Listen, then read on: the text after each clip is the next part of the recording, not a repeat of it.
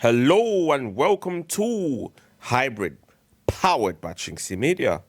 Well, we're back again for every word from Mikel Arteta's post-Everton presser. After an incredible finale to our 2-0 success against Everton that maintained our lead at the top of the Premier League, a jubilant Mikel Arteta was soon taking questions from the media and attendance at the Emirates Stadium. He was asked about Max Darman's history-making goal, his decision to bring him on, and the lift this result could give us, among other topics. Here's everything he had to say. On whether he has come back down to earth. Because of my jump celebration, you mean? It was a phenomenal moment. We talked before the game to play with that relentless desire to win every action and have the conviction that we are going to find a way to do it. And the effort, the quality, the commitment of the players was sensational. And then it ended up in a manner that probably none of us expected. It was one of the best moments that we have lived together at the Emirates. Yeah, obviously Mikel would know all too well how resolute, how resilient, how sturdy Everton can be, having played there, having been managed under their current manager now in David Moyes. I'd say probably 15, 20 years back. So he would have anticipated that it might have taken a late show to win the game. Don't think he anticipated that it would be Max Darman to dig us out of a hole. Not that Max Darman isn't good enough, just you would have thought we would have been ahead before that. However, people seem to forget that Victor Gyökeres got the vital opening goal, let's say, and obviously Max Darman got the second at 16, which now makes him the youngest goal scorer in Premier League history. Well deserved, couldn't have happened to a better player. The main thing is we got the win. It was nervy, it was looking like, oh dear, we're heading towards another 0-0 against Everton, another draw against Everton. We had 2 of them last season. But this season, we've managed to shut Everton out on 2 occasions and score 3 goals and get 6 points. On what he was thinking to bring on Darman, probably in my head, I had a gut feeling. Yesterday, he was training, and in the last few days, I had a gut feeling that it was a moment for him because he doesn't seem to be fazed by the occasion or the moment or the context or the opponent. He just plays so naturally. He makes decisions to make things happen, and what he delivered was incredible. Yeah, Max Darman epitomizes a new age player where they just are fearless. They just go out and produce what they know they can, as if they're playing in a local park with their mates. Lamine Yamal's got it.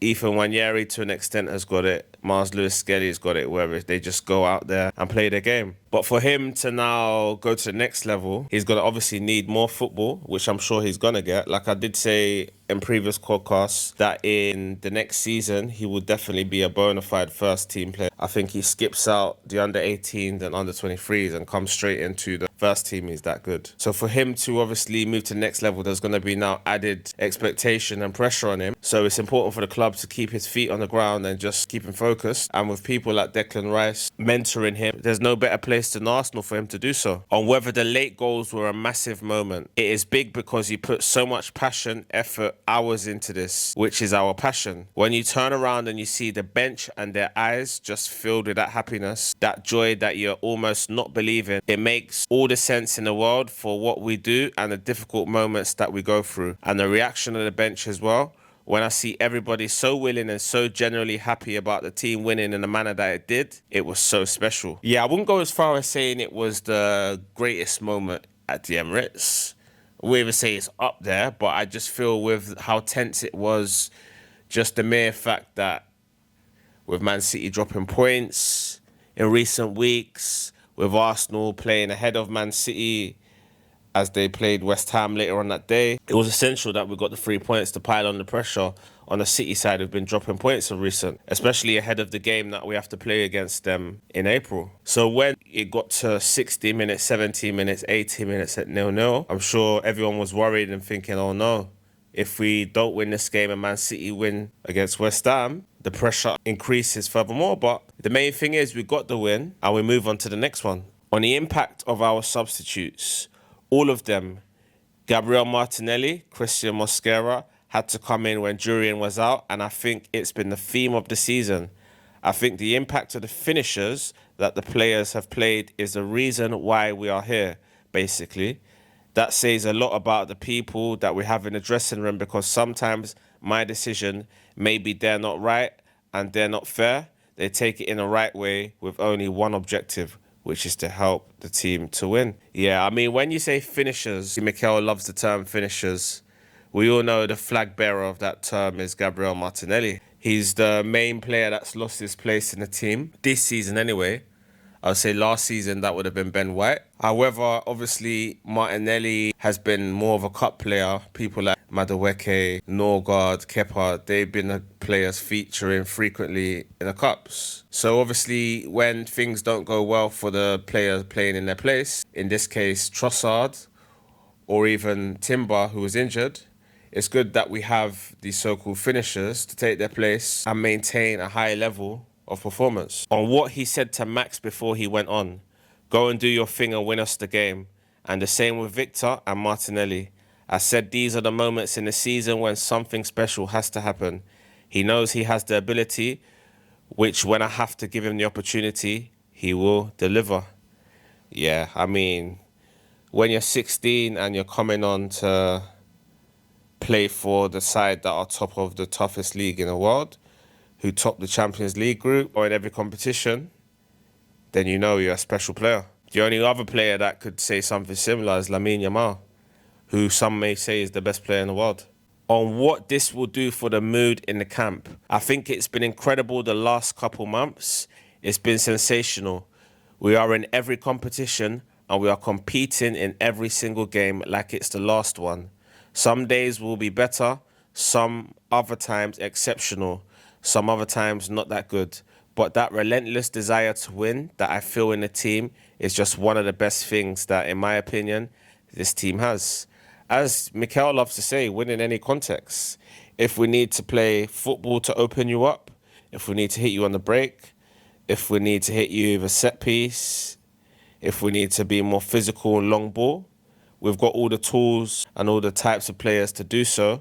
It's like a Swiss Army knife. On if he'd had to learn to trust his gut, I don't know. I think in the end, the decision that you make has to be delivered. If you feel them and you don't feel it, I think it's not right. You just have to see him train every single day, honestly. Some of the things that he does it against these defenders that are some of the best in the world. So he can do it against anybody else. And the doubt is always that he's 16 and the crowd, the pressure and expectations. But it doesn't seem to be fazing him very much. And the goal from Max Darman was an incredible moment for all of us. Yeah, as I said earlier on, I think it's a lot to do with his personality, a lot to do with how he's been brought up, and a lot to do with how the Arsenal staff have kind of taught him and kind of nurtured him into the young man he's becoming. Obviously, we all know he's got the ability, but I think it's the mindset and the confidence and the poise he has to implement and try and change the game, kind of bring his best assets in terms of taking on players, trying to beat players, trying to set up other people, taking his opportunity, and he did so. And long may that continue. On if he would have made that call earlier on in his career, I don't know. Probably, I don't know. It's easy to say, I don't know. I did it because, to be fair, I feel the same. The staff, they have so much trust in him. Or in Victor, or when it's Martinelli or Gabby Jesus or Mosquera, you turn around and they're ready and really desperate to play. And that's what we need. Well, to be honest with you, I think the pressure that's on Mikel has increased over the years. So obviously that question was designed to kind of create a picture of earlier on in his career, there was more pressure than now. So therefore, he would be more unlikely to play a 16-year-old teenager. However, I beg to differ. I think just the fact that Arsenal have come so close and yet so far in the last 3-4 years, and, you know, the tag, the nearly man, is not a good one. Obviously, ask Gareth Southgate, he'll tell you. Therefore, in the midst of a title running where you're desperate to win the game, you need the 3 points. To bring on a 16-year-old when the pressure has never been so high, in my view, because Arsenal have to win the Premier League and they need to win a trophy at that. And if they win a trophy and it's not the Premier League or Champions League, then it's almost as if they haven't won a trophy. So the pressure couldn't be more high. So for him to now bring on a youngster in those circumstances shows that he must really believe in him. On the composure Max showed for his goal, for me, it felt like 45 seconds. I think it was really special because you could sense that He was building up, and you could see there's no goalie there. It's going to happen.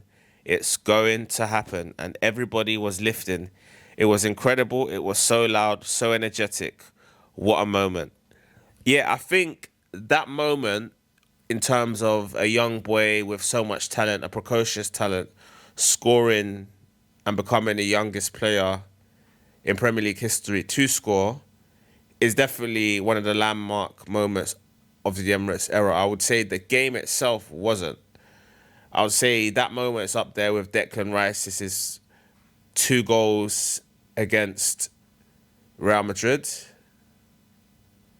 and a couple other games sprinkled in. Maybe Reece Nelson's last-minute winner against Bournemouth, although it came to no avail in the end. But I think that's a top 5 moment at the Emirates. On how Max has gained his trust. I think his character, his personality, and the fact that he doesn't seem to be fazed by the pressure or his teammates or the opponent.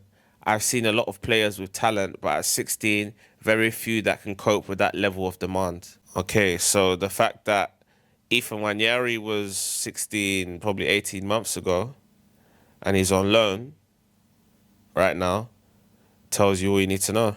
On whether Max could start games soon. Calm. Let's come down to earth today and enjoy the moment because it was so intense and it was worth it. And we'll see you tomorrow. Well, Max Darman has started the game, though, to be fair. On what he thought about Everton, it was very hard. They're a really good side. They're really well coached, and every time they went in and around the box, you sense how dangerous they are, and they're very difficult to break down. You play as well with the fact that the game, the longer it goes, you have the necessity to win the game and the will to win it, and you have to be calm. I think the team showed a lot of maturity, the crowd as well. I think it was good today to be composed and wait for the right moment and leave the place to make the decision when it was needed to deliver the moment. At the end, it was all happiness. Yeah, we're now in the championship months, or we're fast approaching the championship months of the season. So it's not how you win, it's just that you do. On what he was thinking at 0-0. What I was thinking, I don't know. I was pushing with every inch of my body to go to that goal, and somehow we scored a goal. We cannot demand those players to give everything and us not to be there. I see them and how much they want it, and we're all striving to try to help them. Yeah. I mean, I was there at the 0-0 last season. That was a turgid, awful game. And I had PTSD and thinking, oh no, this is going to be one of those. But thankfully it wasn't. On whether his Diamond introduction was his best ever sub, I don't know. Obviously, Victor scored the goal as well. So his contribution and the speed of the game every time he got involved in the action was different. That's for sure. I think he created a very different energy in the stadium. Yeah, obviously the fans love him. He's English. He's come from Hayland. He's a top player. And I'm sure there's more to come. Hello and welcome to Hybrid, powered by chinkseyMEDIA. We're back again for every word from Mikel Arteta's post by Leverkusen presser. We booked our place in the last 8 of the Champions League for a 3rd season in a row with a dominant 2-0 win over Bayer Leverkusen. Eberechi Eze and Declan Rice scored cracking goals either side of half-time to give us a 3-1 aggregate win and set up a quarter-final tie with Sporting Lisbon. After the game, Mikel Arteta met the media and was asked about the game, the goals and more. Here's everything he had to say on Eberechi Eze's goal opening up the tie. Yes, I think it's true. I think we started the game so well, we were a threat from every angle. Their keeper maintained them in the game, I think, and we needed a magical moment from Ebbs to score a wonderful goal, a wonderful strike to give us the lead. In the second half, we had periods of domination, periods where they dominated as well, because they are a really good side and they are really good in what they do. And again, Declan's actions opened opportunity to go on and win the game and the tie. And unfortunately as well, we had 4 or 5 situations where we should have probably scored the 3rd one and put the game to bed. But overall, I think we fully deserve to be in the quarterfinals. Well, yeah, I think in the first half of that game, we absolutely peppered their goal. And you was thinking, oh no, I hope it's not one of those games where we've all seen where you just keep shooting, keeper saves everything, you miss sitters, you hit the post, you hit the woodwork, all sorts. Final pass ain't right. But it took a wonderful strike from Eberechi Eze to open the scoring and get the game underway. And as I've been saying all season, Eberechi Eze comes alive in and around the penalty area, just outside it, should I say, in whether he can shoot from there or slip someone in, dribble through and create havoc. And that's where he's at his best. And luckily, we got to see another example of his shooting ability from outside the box, which is second to none. On if Eze has found his rhythm, yes, he is playing, I think, every 3 days now. He has a rhythm and understanding with his teammates as well, what we want, and especially his level of activity with and without the ball, in the spaces that he moves and the purpose that he's showing every time he's in and around the box as well. It's a reason why he's here to create those kind of moments. Interesting, in the middle of that paragraph, Mikel Arteta says, with and without the ball, which is why I think we didn't see much of Eze in the first half of the season, especially after the Aston Villa game where he had his worst game in an Arsenal shirt. However, I do feel that Eze is now becoming more tactically aware and adept in terms of how the manager wants him to play, and is becoming more in tune with his teammates. So in each game passing by and every game he plays, he can only improve. On Declan Rice's performance, he was immense, him and the whole team. I just mentioned the soul of the team. I think the manner that they go for every ball, the passion that they show, and the reaction is remarkable. Doing it every 3 days at that level is so difficult. Declan Rice, I mean, what can I say? He is a Ballon d'Or contender, and the only person that could rival him or have a claim in a stake for being the best midfielder in the world is Pedri and arguably Vitinha, but I maintain that Declan Rice is the best of the three. On if the result against Everton helped the atmosphere against Bayer Leverkusen, I thought the atmosphere was really good from the beginning. I thought when they went out that they could sense it. It was one of those nights where they were really, really positive with the team, and the reaction of the team obviously gave them more reasons to behave like this. So yes, that's exactly what we need. The last 2 games are the standards that we need to help us achieve what we want. And what we want is to win the big trophies, none less than the Premier League. But obviously, we now have Sporting Lisbon in the quarterfinals. It's going to be a tough game. We know all too well that underestimate Sporting at your peril. They're a very good side, especially at home. They are battling for the Portuguese league title, going to war with FC Porto, who currently lead the table. So they are chasing while we are being chased. So there's games that we both have to play in and around this fixture. But we know all too well that we're going to have to be at our best to go through. And if we are at our best, we will go through. But we need to negotiate the Portugal trip, something we did really well, actually, last season, in which we beat them 5-1. On if he was aware of Eze's form in spring, yes.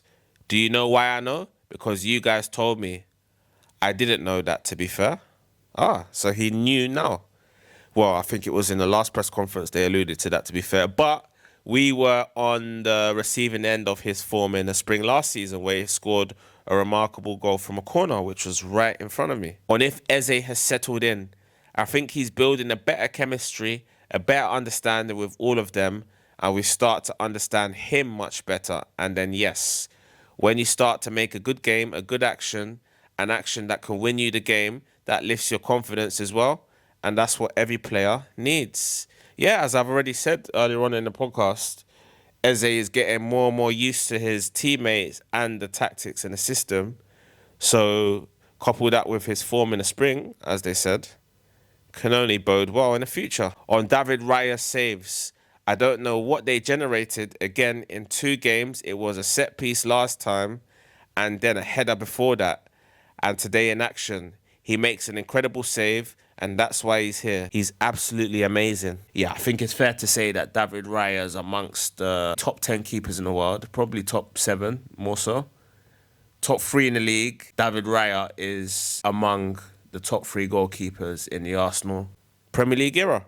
On Eze's first season in the Champions League, comparing the minutes he's playing now with his career, he's playing much more now than in any other season. So that tells you as well the consistency he's showing. He's always fit. Today he had to come off. He has a lot of minutes in him, but he's handling the pressure of the situation and the expectation very well. Yeah, I think obviously Arteta was clever in the way he said that, because in terms of Premier League fixtures, he would have played in 95% at least of Premier League matches for Crystal Palace, and he would probably never be substituted. So in terms of minutes, I would have thought for Crystal Palace he would have played more in probably even the last 3-4 seasons than he has for Arsenal this season. However, while Arteta could say Eze's played more games, and that's because we've been in all the competitions and getting to the latter stages of all of them as well. And also the substitute appearances, he would have probably come on as a sub in most of the Premier League games. So in terms of minutes, I would say he played more Premier League minutes for Crystal Palace. In terms of matches, obviously Arsenal. On if the team selection had the Carabao Cup final in mind, every decision, to be honest, was focused on today's game. What was at stake was huge. We've been in the quarterfinals 3 times, but I don't know how many in total. Not that many, I don't think. And that tells you how difficult it is to achieve it. And now we can start to think about the Carabao Cup final. Okay, I think he's waffling there in a way, which you have to do sometimes. You can't be too honest. Clearly, the substitution of Ben White was to rest him with the Carabao Cup final in mind, especially with Julian Timber out injured. On Eze's pressing game improving. Without that, you don't have any chance to play in this team because everybody does it. And that's the magic of it, and a reason why we are so consistent and preventing the opponent to score. He can do it. If he couldn't do it, I would never demand it. He can do it. He's willing to do it, and he's doing it better and better every day. One player springs to mind when Arteta says that, and it's a player that's sadly playing in France right now, Ethan Wanyeri. Hello and welcome to Hybrid, powered by chinkseyMEDIA. We're back again for every word from Mikel Arteta's post-Carabao Cup League Cup final presser.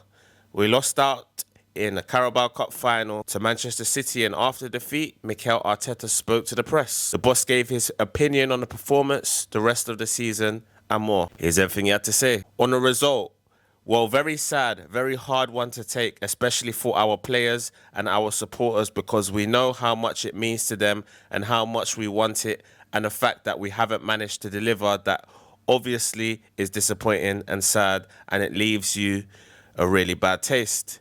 It's a shame. It makes it a good whole 6 years without a trophy. Obviously, well, almost 6 years, let's be precise.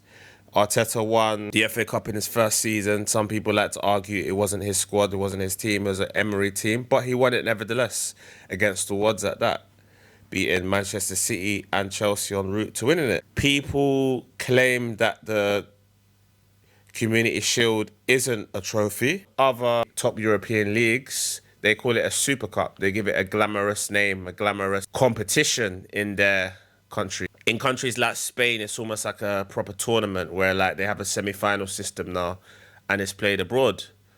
So it invariably is Barcelona, Real Madrid in the final. Whereas in England, it's deemed as a pre-season tournament just before the season starts. And I think that doesn't help, just the fact that it's the last game before the season starts. So obviously, it doesn't help the argument that it isn't a competitive trophy. And I kind of side towards that notion. So in the sense that this was our first opportunity to arrest that trophy draft, it's a shame that we didn't take it. However, the league is in our hands.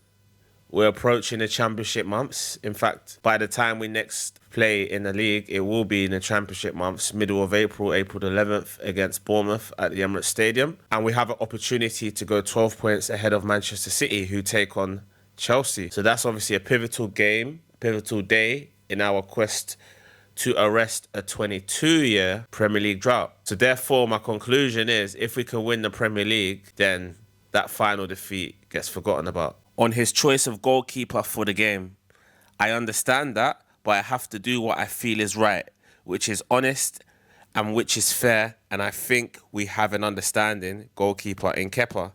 He's played all the games in the Carabao Cup, and I think it would have been very unfair for him and for the team to do something different. I've heard all the arguments for and against playing Kepa in the final. I was actually on the side of playing Kepa in the final. However, now I realise Kepa wasn't as good as I did think he was. I think, obviously, if we were to play this game again in the future, I wouldn't side for Kepa because I probably overestimated what I felt the keeper was capable of doing, because he made a big, bad mistake in such a crucial game, critical moment of the game where we were under the cosh, and we never really recovered from that. And it's a shame. I don't like to point fingers and blame. We're in it together as a team, as a squad. However, had David Raya been there, that situation wouldn't have happened. But it is what it is, and we move on. On Manchester City's use of width in the game, there were different moments in the game. In the first half, I think we had some really good moments, and I think we were the better team. We had the biggest chance of the game by far, that we should have been 1-0 up, and that would have changed the course of the game. In the second half, we had, especially in the first 18 to 20 minutes, some issues to get out from that block, to press them better, and especially to manage the ball when we regained it much better than when we did. Then we conceded the ball in a really unexpected manner, obviously, and 3 minutes later, they scored another one in similar conditions to that. That's something you have to give credit to the opposition as well. When they are so good in these periods, and they capitalise on it. We had our periods, we didn't, and then we have to accept that. I agree. I felt like in the first half, especially the first 10, 20 minutes, we should have been ahead. Havertz didn't take his opportunity. We then shaded the rest of the first half. However, I felt like Manchester City went in at half time and Pep said, okay, cool, we've stood off them, we showed them a bit of respect. But if that's all they've got, let's now play football. They came out, pushed us back. A mistake from our goalkeeper enabled them to create an opportunity and score. And I felt like once they went ahead, we just lost confidence. We were penned back, and they scored from a similar situation when O'Reilly's runs into the box were causing us all sorts of problems. After that, Man City kind of just saw the game out, really. We pushed, we huffed and puffed, but wasn't enough. I felt that our centre forwards weren't holding on to the ball, especially when we were under the cosh early in the second half. Gyökeres was off it. Havertz was off it, didn't look fit, wasn't holding on to the ball wasn't sticking. When we were knocking it long towards them, it was coming straight back at us, and therefore we couldn't get out of our low block. So it is what it is. Sometimes you have a bad day at the office, and unfortunately ours came in the final. But we live and we learn, and we still got the Premier League to try and win. On if he had promised Kepa Arrizabalaga minutes in cup competitions when he signed. No, I can never promise a player to play a certain competition, because at the end they have to earn it, and they have to do enough like any other position to do it. We are guided by what we've seen and what he's always done in a competition, and he helped us to go all the way through here. I believe it's the right thing to do, and that's it. Errors are part of football, and today it happened, unfortunately, in a crucial moment. Do you know what I believe? I believe that Arteta has to stick by the player, and when I say that, I mean he's got to play against Southampton, because obviously we know that he's our cup keeper. He would have played otherwise. If you don't play him against Southampton, it means you drop him, and therefore his position at the club becomes untenable. What will be very interesting is if we get to the FA Cup final, which is another final, considering that Arteta's already said in this interview that he played Kepa because he played all of the games in the competition. So if we were to get to the FA Cup final, then it's almost certain he would have played all the games in the FA Cup final, in the FA Cup competition. So if you now don't play him, it shows that you don't trust him. If you do play him, you entrust him and give him an opportunity to put things right. However, you're damned if you do, damned if you don't, because you're going to get a lot of pressure from the fans, from the outside noise, from rival fans, people calling Arsenal bottlers and things like that. But you got to stick by your guns. You got to make the decisions and stick by it.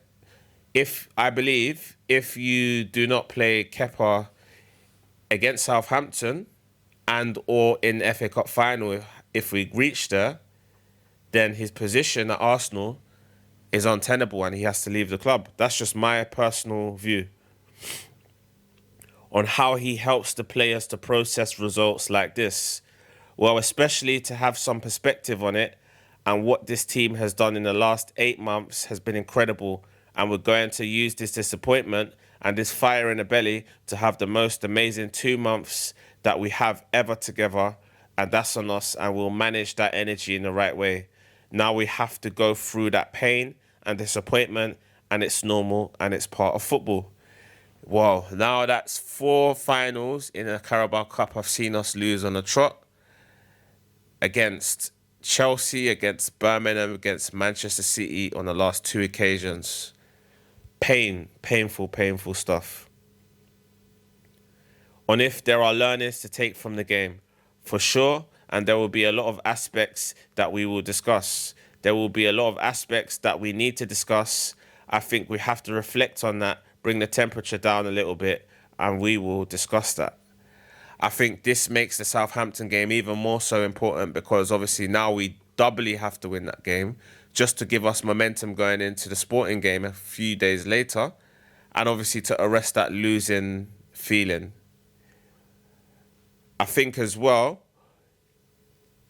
Arteta's going to probably have to go strong against Southampton because they've been on fire. I believe they've won 11 of the last 14 games, unbeaten in 14. So they've drawn 3 and won 11 from 14 as they bid to try and get into the playoffs in the Championship.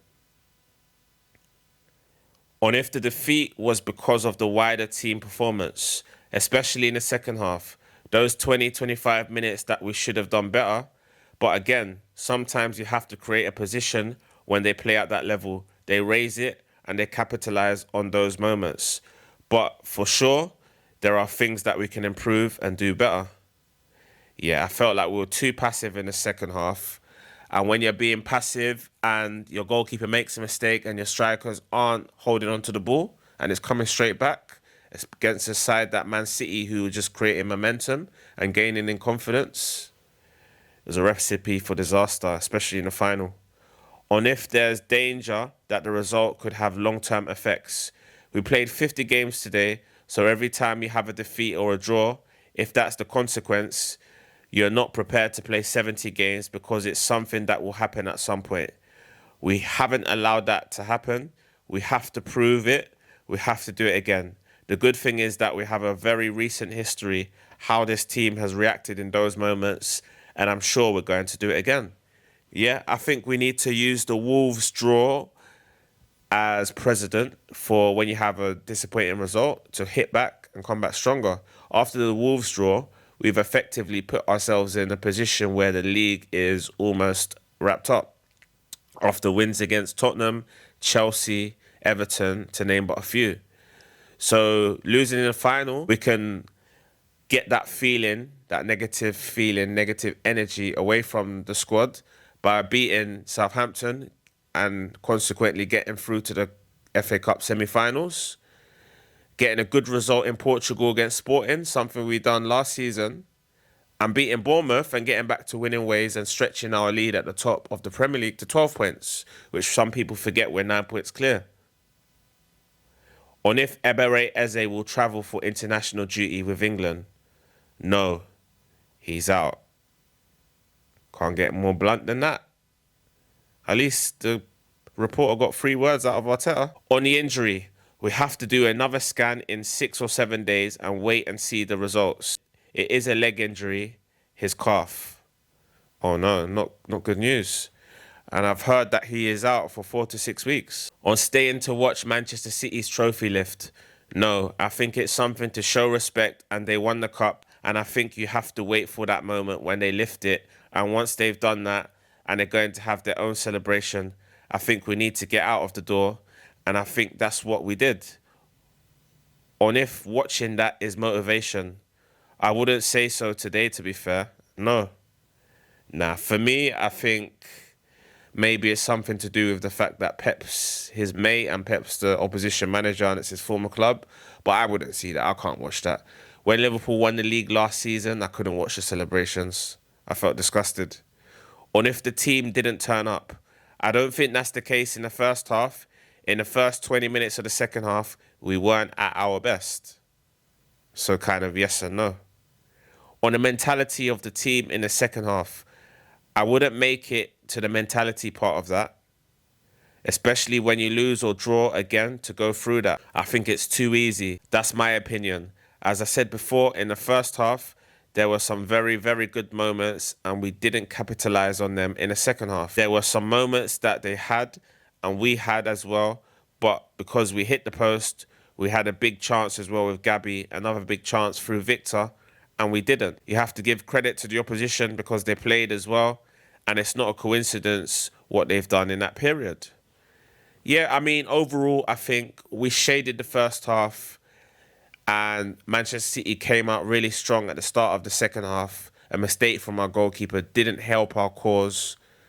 And then we got hit with a sucker punch moments later after conceding the first goal. And after that, the game was pretty much as good as gone. So we need to learn from that, take what we can from that, use it as motivation because we've got big games coming up. So there's little time to lick our wounds. We also play Manchester City at least once between now and the end of the season. And if things go to plan, we'll most likely will meet them again at some point in the FA Cup, whether it be in the semi-finals or in the final. So there's no more motivation than that defeat in the final, which put paid to our quadruple hopes. But if we win the Premier League, none of that will matter.